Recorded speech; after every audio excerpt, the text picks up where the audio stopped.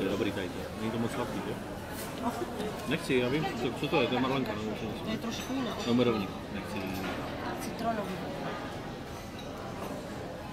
Je to marlenka nebo něco? Marlenka, normální klasická. Ale tam je 3 druhy.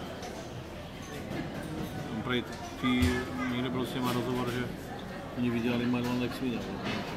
Jo. To má jenom, že někdo svůj med, víš, používá nějakou, že taky, že chtěli doporučit nějaký z Číny med, ale udělali prý balík jak svině. Marlenka je počíná. Mají svoji recepturu. Dobrý, ještě když se to mrskne do mikrovlnky. Jo? Na chvilku, víš, jenom tak, aby to bylo teploučké, takové, aby se to nerozpouštělo. Takový týn a pak jenom takový.